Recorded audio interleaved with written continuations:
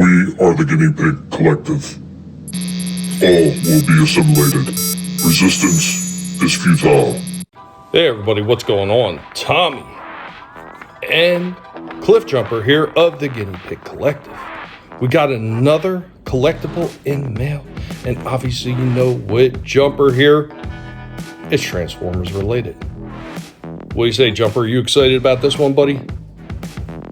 Let's go ahead and take a look at this one. So today we have War for Cybertron Trilogy, Kingdom, Autobot, Blaster and Eject. This one I've actually been waiting on. Looks absolutely amazing. I do have the G1 version and I do have the retro release of the G1 version as well. But that'll be for another time for comparison. But today we are going to check this guy out. And of course, out of the box, we have Blaster and Eject. Look pretty cool. He's got some decent head sculpt there. Of course, he's got head movement, a little bit up. Up is a little bit limited. Got a little bit down, but he's got some decent side to side movement. And of course, the legs. Legs go all the way out. He can do the Van Damme splits. Of course, he's got the thigh turn, the knee turn. He's got a rocker here at the bottom.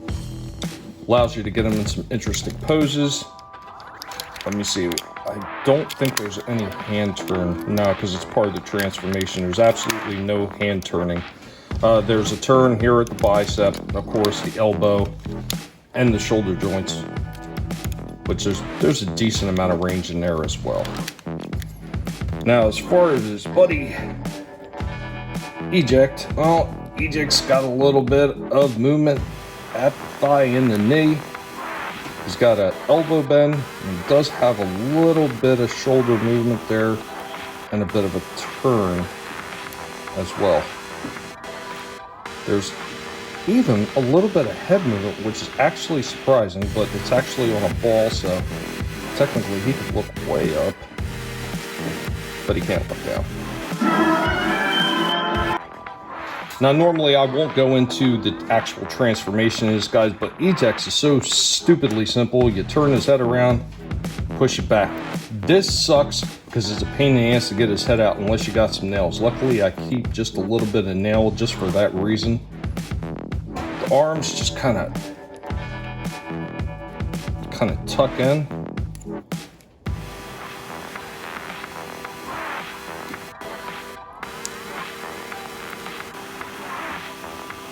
And the legs just kind of fold up like this.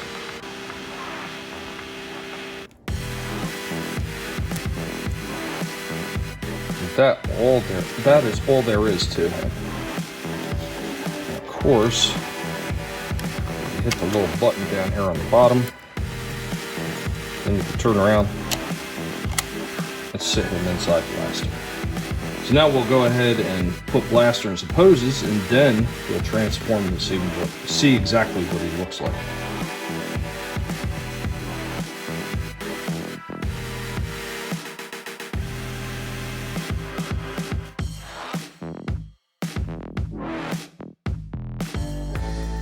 And much like the Soundwave figure, if you take Blaster, because he's got this outstretched finger, you can actually turn his hand in,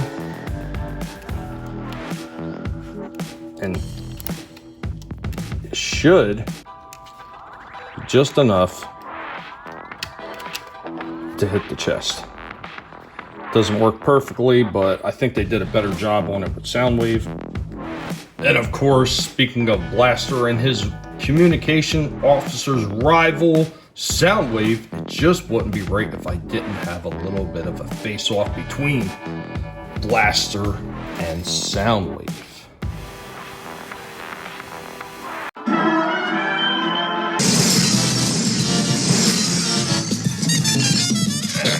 I've been waiting a long time for this. You poor excuse for a sound system on dark. No shock. Now this sound wave is actually from the first line in the War for Cybertron, which was Siege. And unfortunately, Laserbeak and Ravage were sold separately. But you can see the scaling, just like the original G1, Blaster is quite a bit larger than the sound wave. And last but not least, we have Blaster in his Boombox form. This one was actually quite difficult to get into place because a lot of the pieces require a lot of moving and manipulating in order to get them to snap into place. But once it gets into place, it looks fantastic. I think they did an awesome job on this one. The Transformers, more than meets the eye. Jumper would just like to remind you, if you enjoyed what you've seen, go ahead and destroy that like button for us. And if you are new here to the channel, we here at the Guinea Pig Collective appreciate you stopping by. And remember to go ahead and subscribe to the channel, even if you are a returning person and you have been unsubscribed. We here at the Collective appreciate it. Remember, never let anybody tell you what you can and can't say, what you should or should not watch, because your silence gives consent. And according to Jumper, you could also wind up getting nibbled too. Later, y'all.